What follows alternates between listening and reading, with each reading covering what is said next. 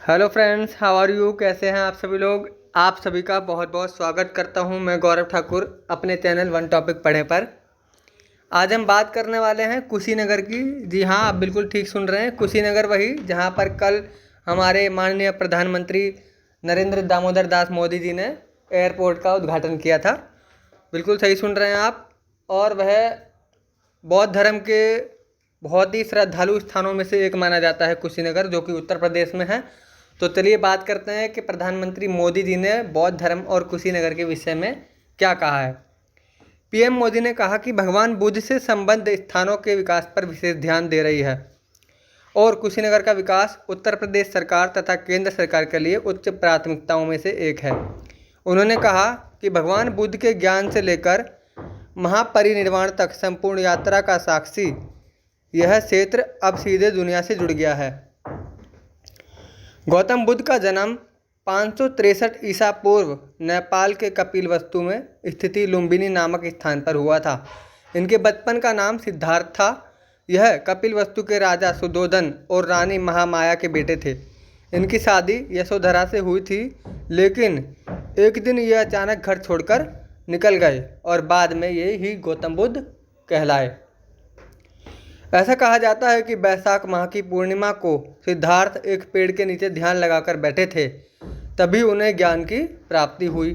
उस पेड़ को उसके बाद से बोधि वृक्ष कहा जाने लगा। ज्ञान प्राप्ति के बाद भी वह कई हफ्तों तक उसी बोधि वृक्ष के नीचे साधना में लगे रहे।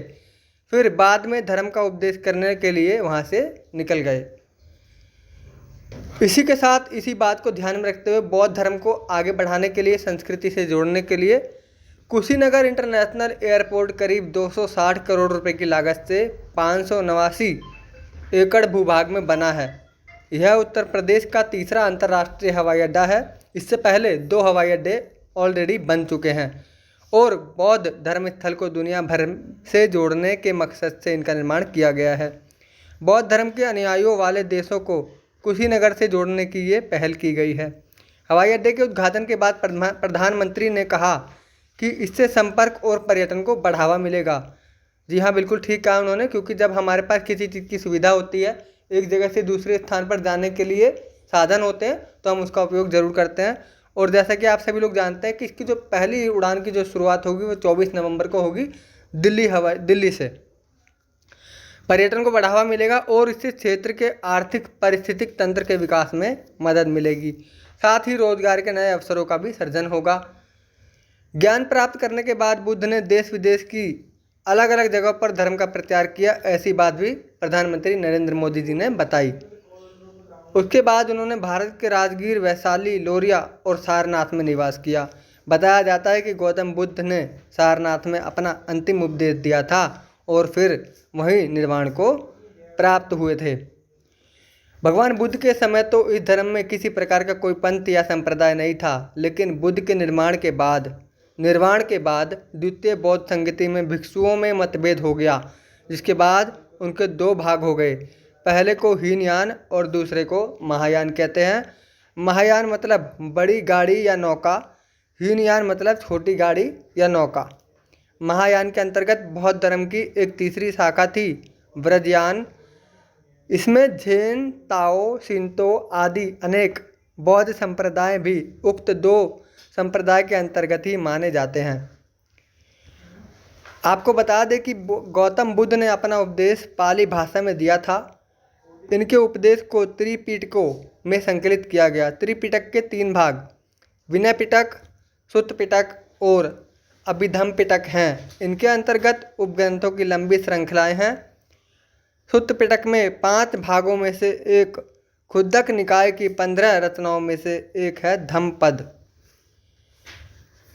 स्तूप एक गुंबदाकार भवन होता है। इसमें स्तूप के बारे में भी थोड़ी सी जानकारी ले लेते हैं। स्तूप क्या होता है? स्तूप एक गुंबदाकार भवन होता है जो बुद्ध से संबंधित सामग्री या स्मारक के रूप में स्थापित किया जाता है।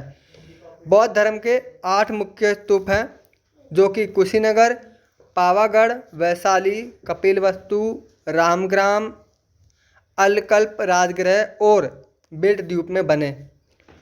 विपल्य वन में अंगार स्तूप बना। इसी तरीके से जापान, दक्षिण कोरिया, उत्तर कोरिया, चीन, Vietnam, Taiwan, Thailand, Cambodia, Hong Kong, Mongolia, Tibet, Bhutan, Macau, Myanmar और श्रीलंका का प्रमुख धर्म बौद्ध धर्म ही है।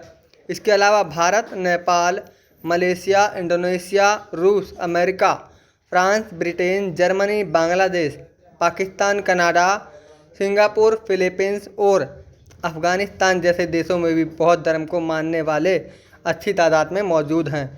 बौद्ध काल के दौरान अफ़गानिस्तान का बामियान इलाका बौद्ध धर्म की राजधानी थी। तो इतना कुछ हमने बौद्ध धर्म के बारे में जाना, और जिस प्रकार से इंटरनेशनल एयरपोर्ट जो कि कुशीनगर में बन रहा है, जो कि बौद्ध धर्म का ही एक जाना माना स्थल माना जाता है, तो आशा करते हैं कि प्रधानमंत्री जी का यह कदम बहुत ही सराहनीय है और आगे चल के भी इस तरीके के और भी बहुत से कदम भारत के विकास में उठेंगे। तो बहुत बहुत धन्यवाद एवरीवन। वीडियो को एंड तक और लास्ट तक ज़रूर देखें, और आपको अगर कोई चीज़ इसमें ऐसा लग रहा है कि आपको भी इसमें ऐड करना है या कुछ इसमें मुझे कुछ अलग तरीके से बताना है या कुछ नया ऐड करना है, तो वो भी आप लोग मुझे सजेस्ट करें, कमेंट में ज़रूर लिख करके भेजें। Thank you so much everyone, have a nice day, thanks a lot.